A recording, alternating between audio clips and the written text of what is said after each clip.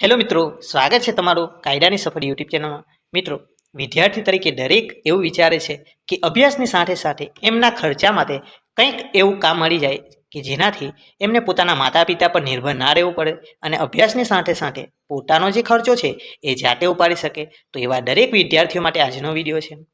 અને આજના વિડીયોમાં આપણે એ માહિતી મેળવવાના છે કે એ જાહેરાત કઈ છે અને એ જાહેરાતમાં કોણ કોણ એપ્લાય કરી શકે છે, એમાં કેટલું તમને માસિક વેતન મળી શકે છે અને તેના માટેનું તમારે એપ્લાય કઈ રીતે કરવાનું છે ને તેમાં તમારે કામગીરી શું કરવાની છે. એવા દરેક વિદ્યાર્થી જેને કામ કરવું છે અને અભ્યાસની સાથે પોતાનો ખર્ચો કાઢવો છે એના માટે આજનો વિડીયો છે. તો વિડીયોને અંત સુધી જોવાનું ન ભૂલતા અને હજુ સુધી જો તમે આ યુટ્યુબ ચેનલ પર નવા હો તો ચેનલને સબસ્ક્રાઈબ કરી લેજો અને વિડીયો ગમે તો વિડીયોને લાઇક પણ કરી લેજો. તો આવો આ એક જાહેરાતને એક વિગતવાર પરિપત્રના આધારે સમજીએ અને જાણીએ કે કોણ કોણ આમાં એપ્લાય કરી શકે છે. હેલો મિત્રો, તો તમારે જો અભ્યાસની સાથે તમારે પોતાની કામગીરી અને કલાના આધારે પૈસા મેળવવા હોય તો આ જાહેરાત પ્રમાણે તમારે અરજી કરવાની રહેશે. આ જાહેરાતમાં આપણે જિલ્લા કાનૂની સેવા સત્તામંડળ સુરતના એક્ઝામ્પલ દ્વારા એટલે કે ગુજરાતના તમામ જિલ્લાઓમાં આ પ્રકારની જાહેરાત એ વેબસાઇટ પર મૂકવામાં આવેલી છે. એમાંથી આપણે સુરત જિલ્લાની આ જાહેરાતનું PDF લઈને એક્ઝામ્પલથી સમજીશું કે આમાં તમારે આવેદન કઈ રીતે કરવાનું છે, તેમાં તમને માસિક કેટલું વેતન મળશે અને તેમાં કોણ કોણ અરજી કરી શકે અને અરજી ક્યાં કરવાની છે એની સંપૂર્ણ વિગત મેળવીશું. તો સૌપ્રથમ આપણે એ જાણી લઈએ કે આ જાહેરાત એ ગુજરાત રાજ્ય કાનૂની સેવા સત્તામંડળ અમદાવાદના નિર્દેશાનુસાર જિલ્લા કાનૂની સેવા સત્તામંડળ સુરત દ્વારા જિલ્લાના ગ્રામ પંચાયત કચેરી તથા પોલીસ સ્ટેશનો તથા જેલો ઉપર સ્થાનિક સંસ્થાઓમાં કાનૂની સેવા કેન્દ્રોની સ્થાપના માટે તેમજ કાનૂની સેવા કાર્યક્રમોના આયોજન માટે તેમજ કાનૂની જાગૃતિના પ્રચાર હેતુ માટે રાષ્ટ્રીય કાનૂની સેવા સત્તામંડળ દ્વારા બહાર પાડવામાં આવેલા સ્કીમ ઓફ પેરાલીગલ વોરિયન્ટર અને નાલસા એટલે કે legal service client in universal law college and order institute scheme 2013માં આપવામાં આવેલા નિર્દેશ અનુસાર ગુજરાત રાજ્ય કાનૂની સેવા સત્તામંડળ દ્વારા આપેલા નિર્દેશ મુજબ સુરતના જુદા જુદા તાલુકા આપેલા છે. આ તાલુકાની કાનૂની સેવા સમિતિ માટે પેરાલીગલ વોરિયન્ટરની એટલે કે PLVની નિયુક્તિની આ જાહેરાત છે. એટલે કે PLV તરીકે તમારે આ જાહેરાતમાં તમે આવેદન કરી શકો છો અને આ PLVમાં તમારે આવેદન કરવા માટે તમારી શૈક્ષણિક લાયકાત ગુજરાત રાજ્યના માધ્યમિક શિક્ષણ બોર્ડ સેકન્ડરી પરીક્ષા એટલે કે તમારે ધોરણ 12 પાસ કરેલું હોવું જોઈએ અને અરજદાર એ દેવનાગરી ગુજરાતી લિપિ ગુજરાતી લખવાની તથા વાંચવાની સારી એવી આવડત ધરાવતો હોવો જોઈએ. એટલે કે તમે ગુજરાતીને સારી રીતે બોલી શકતા હોવા જોઈએ અને લખી શકતા હોવા જોઈએ. અને આ જાહેરાત મુજબ તમે જો પેરા લીગલ વોરિયન્ટર તરીકે જોડાવ છો તો પ્રતિ કાર્ય દિવસ માટે તમને 750 રૂપિયાનું માનદ વેતન વાસ્તવિક કાર્ય કરેલું હોવાના આધાર ઉપર ચૂકવવામાં આવશે. આ સિવાય તમને કોઈ પણ પ્રકારનું મહેટાણું કે ચૂકવવામાં આવશે નહીં.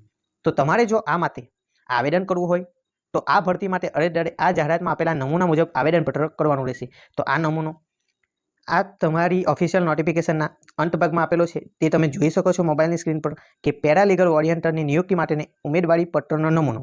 આ રીતેની દરેક વિગતો તમારે આમાં ભરવાની છે. અને સાથે સાથે આપણે જોઈ લઈએ તો એમાં કે આ જાહેરાત પ્રમાણે તમારે કયા કયા ડોક્યુમેન્ટ આ આવેદનપત્રની સાથે લઈ જવાના છે. તે છે જન્મ તારીખનો દાખલો એટલે કે તમારી LC, શૈક્ષણિક લાયકાતના પ્રમાણપત્રો એટલે કે તમારી જે 10મા અને 12માની માર્કશીટ હોય, તમારું જાતિનું પ્રમાણપત્ર અને અરજી ઉપર હસ્તાક્ષર કરેલો પાસપોર્ટ સાઇઝનો ફોટો લઈ જવાનો, આધાર કાર્ડ, તમારું ચૂંટણી કાર્ડ અને તમારું જે બેંકમાં એકાઉન્ટ છે તેને પાસબુકની પ્રથમ પાનાની પ્રમાણિત નકલ લઈને જવાની છે.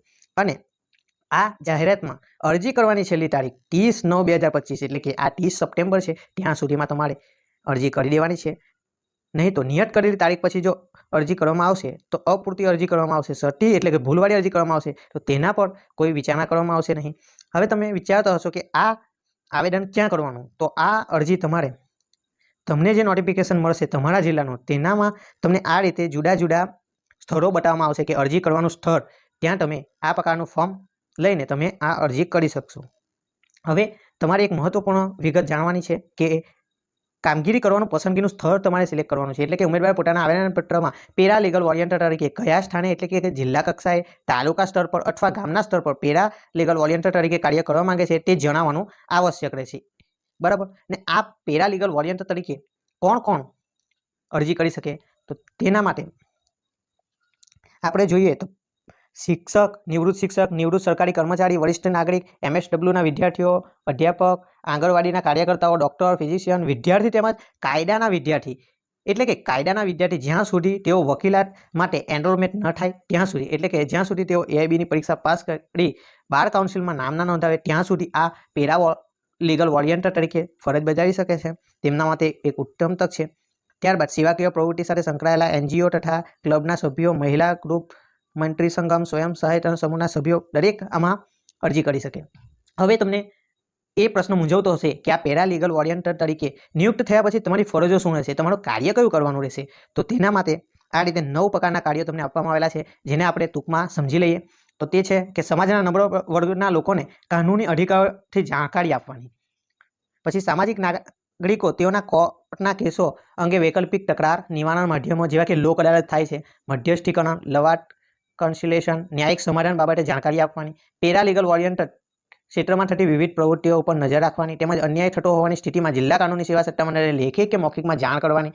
જિલ્લા કાનૂની સેવા સત્તામંડળ, તાલુકા કાનૂની સેવા સમિતિ દ્વારા અધિકૃત કર્યેથી પેરા લીગલ વોરિયન્ટરે જેલ, લોકઅપ, મનોચિકિત્સક hospital, children home, observation home વગેરેની મુલાકાત લેવાની રહેશે. તેમાં રહેલ ઇન્મેલેટેડ કાનૂની અધિકારોથી વાફિક કરવાના રહેશે. ત્યારબાદ બાળકોના અધિકારો, બાળ મજૂરી, બાળકોનું ગુમ થવું, સ્ત્રીઓના ગેરકાયદેસર રીતે થતા વેપાર સંબંધોને કાનૂની ઉલ્લંઘન થાય ત્યારે તેના અંગેની માહિતી નજીકની કાનૂની સેવા સમિતિને આપવાની.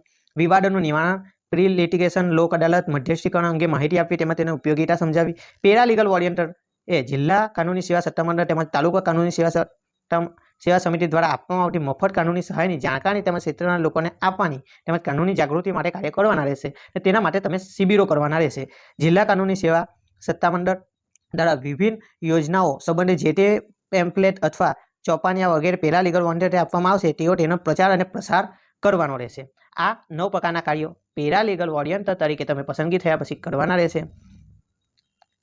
હવે કોણ કોણ આમાં પેરા લીગલ વોરિયન્ટરમાં અરજી નહીં કરી શકે? તો કે વકીલ એ આમાં નહીં કરી શકે, રાજકીય સંગઠનો સાથે સક્રિય હોય તે વ્યક્તિ, રાજકીય સંગઠનો સાથે જોડાયેલો વ્યક્તિ, એનજીઓનો કાર્યકર, કોઈ પણ ગુના માટે દોષિત થયેલો વ્યક્તિ અથવા એવો વ્યક્તિ કે જેની સામે કોઈ પણ ગુનાની ઇન્સાફની કાર્યવાહી ચાલુ હોય, કોઈ પણ વ્યક્તિ કે જેને માનસિક રીતે પેરા લીગલ વોરિયન્ટર તરીકે કામ કરવા અસક્ષમ હોય, કોઈ પણ વ્યક્તિ કે જેના વ્યક્તિને હિત પેરા લીગલ વોરિયન્ટર હેઠળ કોઈ પણ પ્રકાર રીતે પ્રભાવિત કરતા હોય, ત્યાં પેરા લીગલ વોરિયન્ટર તરીકે અરજી કરી શકશે નહીં.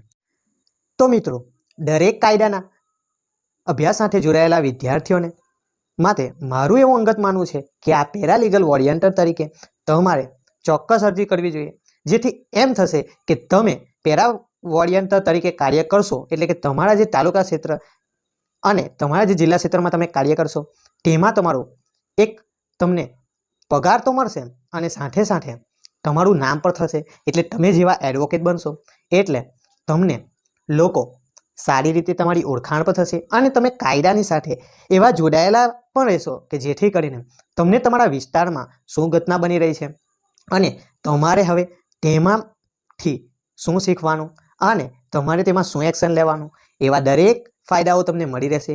એટલે તમે આમાં અરજી કરવાનું ન ભૂલતા.